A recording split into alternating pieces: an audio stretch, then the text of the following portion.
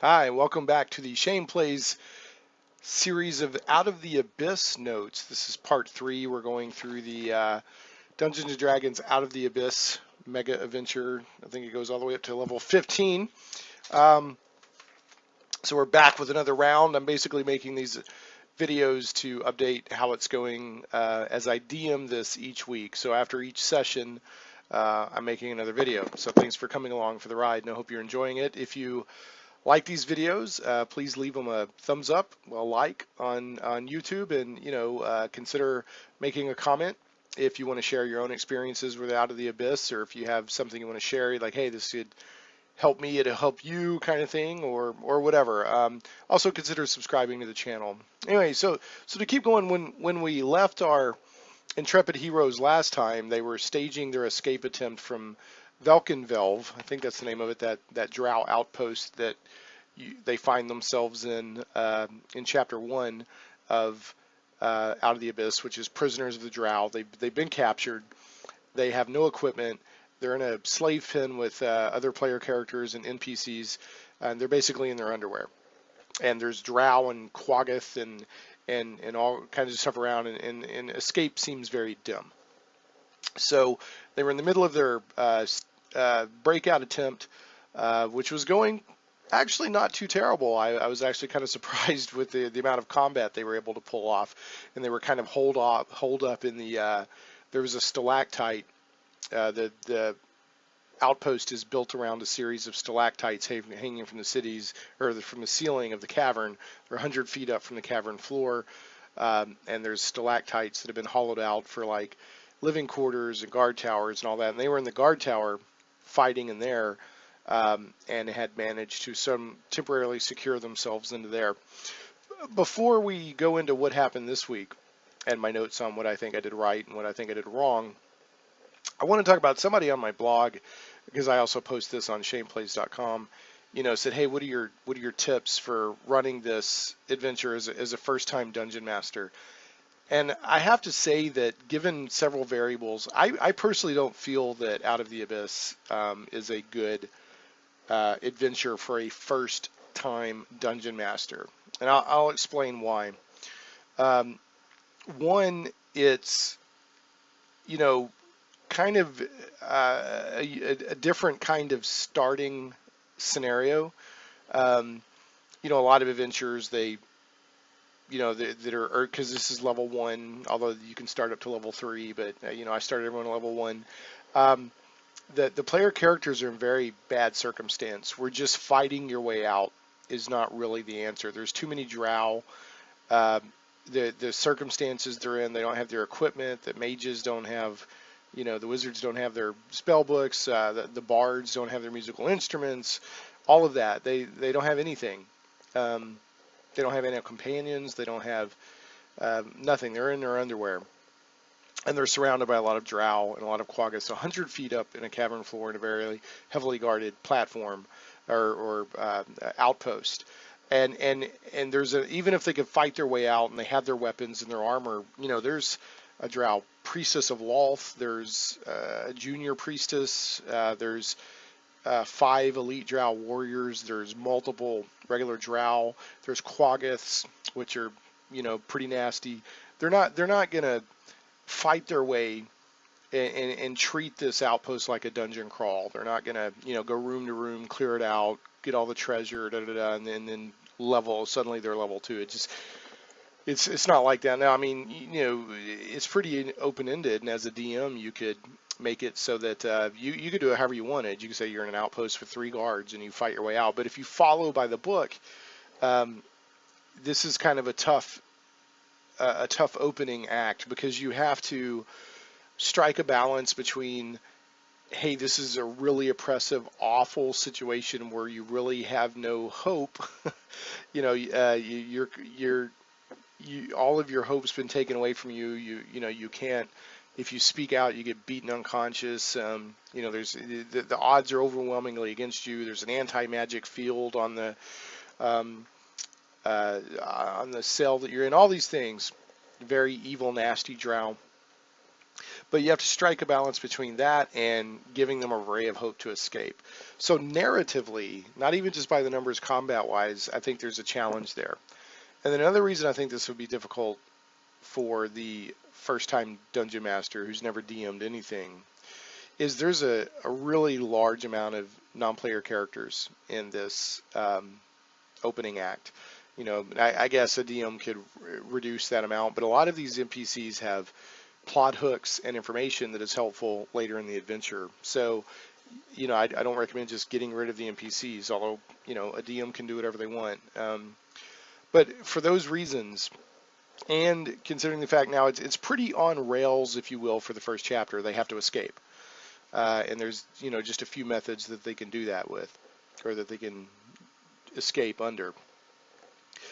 After that, though, as soon as you get into chapter 2, it becomes very open-ended. And, you know, you could go this way, you can go that way, you can go this way. There's no, hey, you go here, go here, go here, go here. So a first-time DM might be kind of overwhelmed with that as well.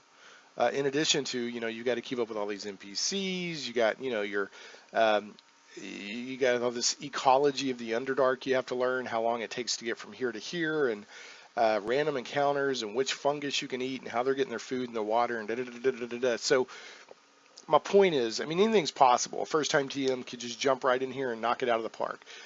But I would not recommend it.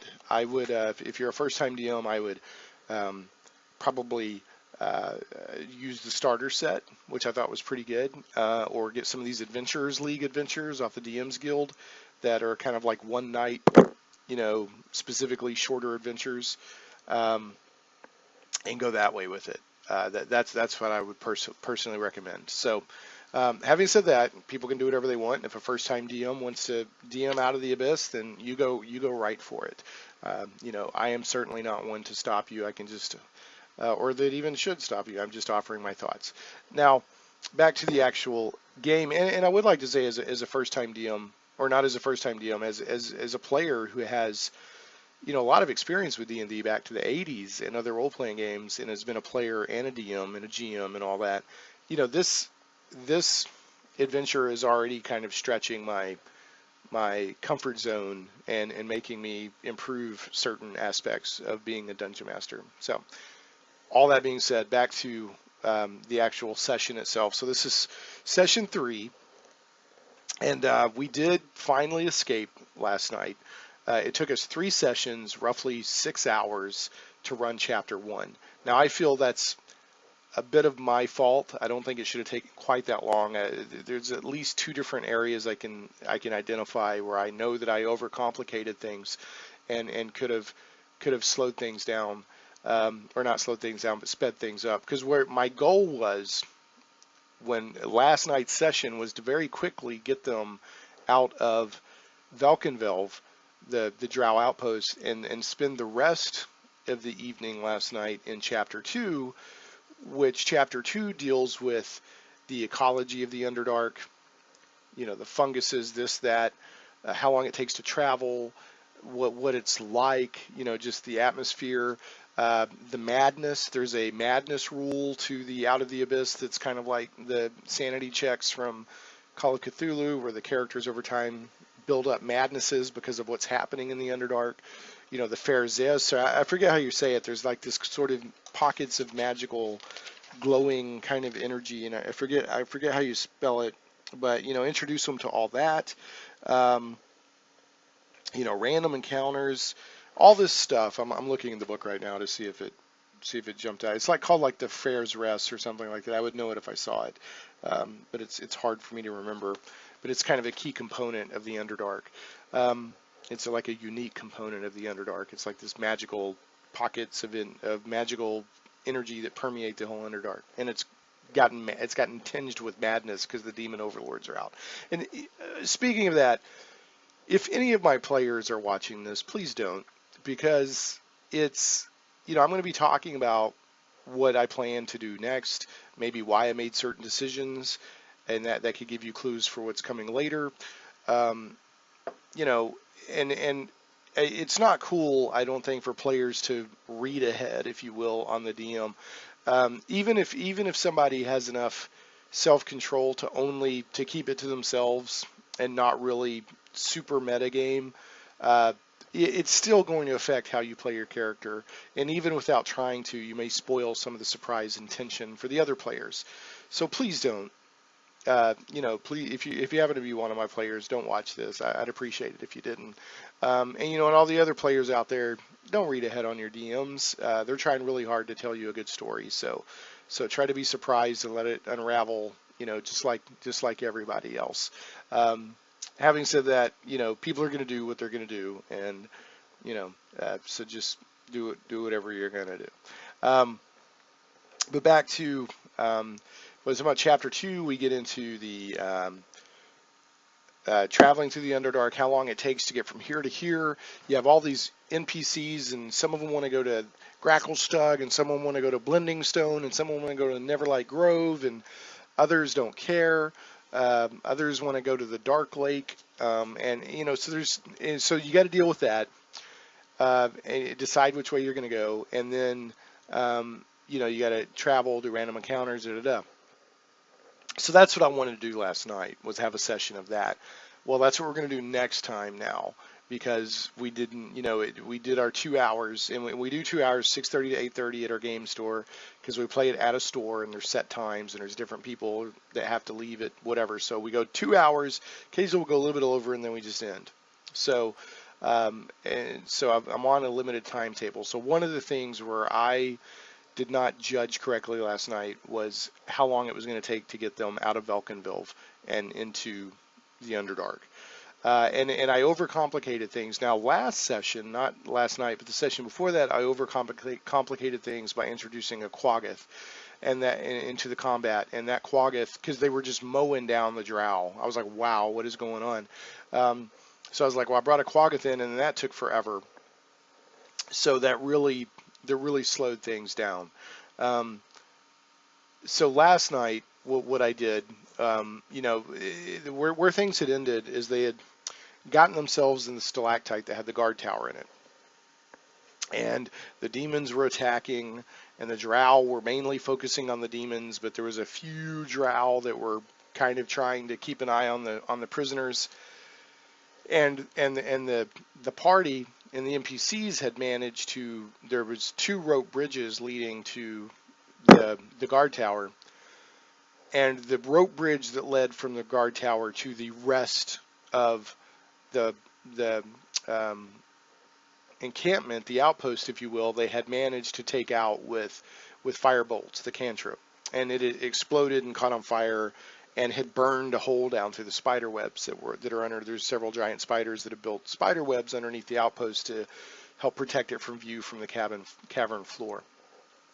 So, and that's not part of the adventure. That's just what happened dynamically during the course of the adventure. Is they'd managed to accidentally burn a hole through the spider webs, which, as I understand, are pretty flammable. So it just made sense to me to do that. So, in the armory, they found, upstairs in the watchtower, they've got, or the guard tower, they've got, swords, crossbow bolts, crossbows, chain shirts, leather armor, shields, all this stuff, caltrops, iron spikes and hammers, just all this stuff they found. And the mage found his spell book, and one of my other characters found a trinket that was important to them. Now, that stuff was supposed to be in Elvara's quarters, but I knew they weren't going to be able to fight their way over there, so I let them find those things upstairs in the guard tower in a trap chest. I think I talked about that last time. But anyway, so they've got temporary security from the main part of the outpost, because the demons are flying around, the Chasme and the Vrox are fighting, or Chasme, I'm not sure how you say it. So most of the drow are focused on that, including Elvara and her bodyguards. And there's a few drow, kind of trying to pay attention to the prisoners. And then on the other rope bridge coming out of the guard tower led to the slave pens, and then there was a stone stairwell that goes down to or staircase that goes to where the Quaggoths were quartered, and there was a little watch post there or whatever that had 2 drow in it. So, and that's where we left it at the end of last session. Well, at the beginning of this session, they decided to, because also in the armory they found 4 coils of 100-foot rope, silk rope. Well, It's 100 feet down to the cavern floor, which there's actually a pool of water with a gray ooze right underneath it in where they're at. But I mean, they could just drop ropes out of the guard tower that they're in and go straight down. And so that worked out very well for them. That's what they decided they wanted to do. So here's where I overcomplicated things. I could have just narrated and said, okay, you guys make it, you're in the water, but instead I decided to have an action scene with rolls and all that. And it was a very good scene. I love the way it turned out, but it did not get me to where I wanted them to go, by the end of the session. So lesson learned, I need to learn to balance my scenes and my combats and all that versus where I want to go by the end of the scene, or the end of each individual session. Now it can always be flexible, you don't have to end at a certain point, but I didn't want them to be in Velkenveld for 3 full sessions, and that's what ended up happening. So what they ended up doing was they tied 2 ropes that were going down basically to the water, 100 feet, and they decided to pair up and go down in pairs while other people were kind of covering them. So I even hinted, I never try to lead my players by the nose, but I said, you have 4 coils of rope, and they said, we're just going to go down 2 by 2. And I said, okay, well, there's room for more if you wanted to. Now, later they said, when we were debriefing after the session, I said, why didn't you guys do more than 2 ropes? So they said, we didn't think there was room. And I said, well, I said that there was, but, they said they didn't hear me. Fair enough. But so they decided to go down 2 by 2. In each pair going down would be 1 PC and 1 NPC, with Stool, the little mushroom, strapped to the half-orc paladin's back. So what I did was, and I overcomplicated here. Like I said, it turned into a fun scene, but it was overcomplicated and took too long. And it caused more damage to the party than I really wanted to have happen. So they decided to go down in pairs. So what I had happening in where they had burned the bridge, it was 30 feet across to the main part of the outpost. Well, about 4 drow came over, were dispatched. Hey, go take care of this while we fight the demons. And so they set up on the platform with their little hand crossbow bolts to take pot shots at the characters while they're trying to rope down. Also, and I was only doing this really for dramatic effect, but it led to more, I was trying to give this sense of, wow, it's this crazy prison break and things could go wrong at any moment and there's a lot of danger. I also had the 2 drow from the outpost on the other side, where down near the Quaggoth Inn, come up with a Quaggoth, with the hints that there were other Quaggoths coming. I wasn't going to have the drow and the Quaggoth come into the watchtower. It was just window dressing for dramatic effect. But the half-orc paladin decided to go out and confront them. So that was one thing. And while he's got Stool strapped to his back, by the way. So he goes out there, and he's, or she, it's the characters, or she, it's a male player, but he goes out to confront them. And then I thought it would be neat if the drow were shooting, like every time every pair went down, that each of them would take 1 shot from a drow crossbow bolt. And then I thought, well, maybe if the characters try to fight back against them, then it will reduce the chances that they get shot at and stuff like that. Well, I didn't go into initiative, and I didn't go into combat rounds or anything like that, but I did, every time a pair went out, I asked everybody, what are you doing? And, if somebody said that they were, well, I'm fighting or shooting or whatever at the drow, or I'm messing with the drow, the drow that are across the platform shooting crossbow bolts at our people on the ropes, or if the other drow with a Quaggoth on the other side of the watchtower, if they're, I decided, I'd let them do stuff if they wanted. And even without going into initiative and without going into combat per se, even though I was allowing combat rolls and, recording hits and stuff like that, it still took too long. And the half-orc paladin almost died, it was rather dumb of them but anyway, that's their choice. Players can do what they want. So, long story short, they ended up doing a burning hands out the window on the other swinging bridge that was still the one that was going across to the slave pen and where the two drow and the Quaggoth were. And they ended up killing two drow, burning the bridge down. And so they secured that, and the other Quaggoth didn't get into the fight, luckily for them. And then they kind of occupied the other drow that were on the other side in the platform near where the rest of the main outpost was, and they managed to drop a couple of them. So, but the way I handled them going down the ropes to get to the water was, and by the way, there's a gray ooze in the water. And what I did was, and I thought the characters were pretty clever on this. I had, the drow prisoner that's with them, I can't remember his name off the top of my head, but he's got the spores in his head, and he's accused of a murder he doesn't remember because it was the spores that induced madness. But anyway, he knows that gray ooze has gotten very aggressive. So now his motivation for this, the players don't know it. He shared that the gray ooze in the pool had gotten very aggressive. And he made it sound like, oh, I'll go ahead and tell you, like he's doing, I'm helping everybody out. But his real motivation was, well, if they know about it and they're prepared for it, there's a better chance of it not getting me. So that was kind of his motivation. But I thought that the players actually had a good solution to deal with the gray ooze, so I allowed it to work. There was 3 or 4 drow bodies laying in the watchtower from last session when they stormed it.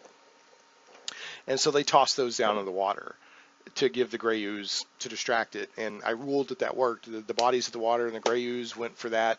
And so when they were getting into the water and getting out, the gray ooze was distracted. So they did not have to deal with the gray ooze, which, given the condition that they ended up being in, that was probably all for the best. It may have had a death.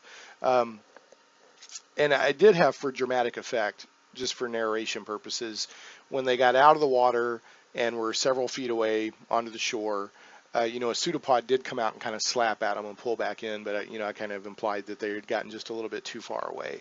But I did that just for dramatic effect to add to the tension of the scene. Now, what happened is they were going down the ropes, and I almost did like a marching order. I said, tell me who's going when, which your pairs, and they ended up with 8 pairs of people going down the ropes. So there was 8 rounds of this, if you will. And and I had to write it down so I know who was going which round. And I had them, instead of giving multiple athletics checks or any of that, and going again in initiative and combat and all that, I just had everybody give me one roll, and I made it a DC 10.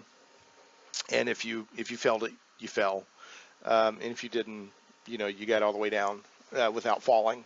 And a surprising amount of players fell, like 3 or 4, which surprised me, and a couple of them were fumbles. And then I think at least one other person got hit. Several people not only fell, but player characters, whether they fell or not, got hit by the drow that were shooting at them with hand crossbows. More people got hit than I anticipated. And I think one of them failed the Constitution saving throw against the poison badly enough that they fell unconscious from that, not from actually failing their athletics check. So I had multiple characters plummeting into the water below. And what I did, I knew I wasn't going to kill them. I mean, if I did normal falling damage on 100 feet on a level 1 character, they would have died. But I think it was 10d6 is what I would have had to end up rolling. What I did was, I knew that I wasn't going to kill them, but I left there. I said, well, we'll deal with that in a moment. Once everybody gets down, we'll figure out what's happened. So I kind of left them wondering, what's going on with my character? But I knew I wasn't going to kill them. And at least one NPC plummeted too. So what I did is I ended up ruling that, and people will be like, oh, well, falling into the water is like falling in concrete in real life. I get that. But what I did is I ruled, since it was water that they hit and not concrete or the cavern floor, then they were at 0 hit points. And once everybody got down and found their status, they had to start doing death saving throws. Everybody survived, because by the time they got everybody down, they started rendering medical checks and assistance and that sort of thing, got everybody stabilized. But the long story short is, between all of that, it took quite a while to get them down because we had, rolls to get down the ropes. Then we had, if they got hit by a drow crossbow, then they had a roll for, um, the Constitution saving throw. I had to roll for the drows hitting. I had to roll because the paladin went over and confronted. So I had rolls there, and it just took too long. So in retrospect, I would have maybe not even had them roll to see if they could get down the ropes. I would have just let them get down the ropes. Because we ended up with several unconscious characters because of them not making their athletics checks, even at a DC 10. Overall, it was a very exciting scene, though.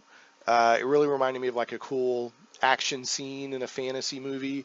I even described them to them. Don't, this isn't all calm and la la la. I was like, just imagine like that scene at the end of Fellowship of the Ring, or towards the end where they're in Moria and they're running and the stairs are collapsing and they're jumping from stair to stair and the Balrog's coming and it feels like that. So I think we did a good job of establishing the craziness of it, and it was a cool action scene, and you could tell people were riveted and all that. One thing I do regret, I've got so many NPCs to keep track of, and also to enhance the craziness of the scene and the danger they were in. I really had thought I was going to kill a NPC ahead of time, and I didn't. One of the NPCs, Shushar the Awakened, the Kuatoa, he actually failed his rope check and was like, "Blah!" and plummeted below. But I didn't want to kill him from that and not kill the characters. That just felt narratively not good. So in fact, he rolled a natural 20 on his death saving throw once they found him unconscious and regained a hit point and woke back up. But I'm still going to plan as time goes out. Some NPCs are going to drop, and then some NPCs are going to unleash their nefarious plans. At least one of them plans to pick off the Bupido, I believe his name is, plans to pick off the characters one by one and offer them as sacrifices.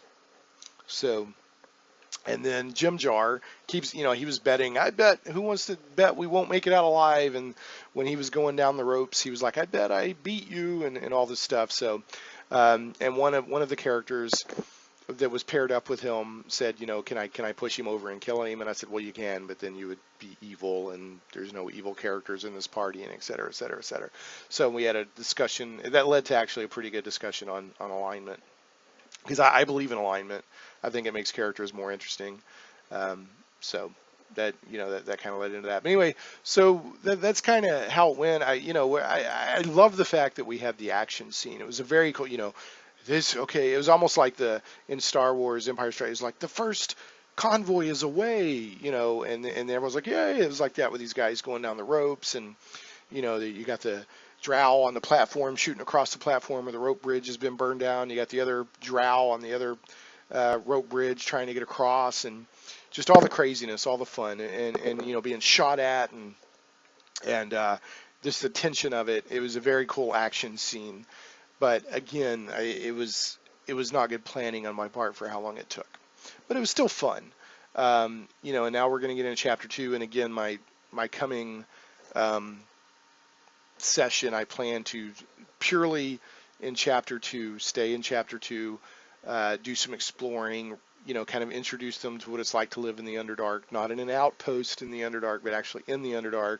These fungus are illuminating, these fungus have food, these fungus have water, have a random encounter, probably a very minor combat, nothing super crazy, or I may just do pure role playing, because the past 2 sessions have been very action intense.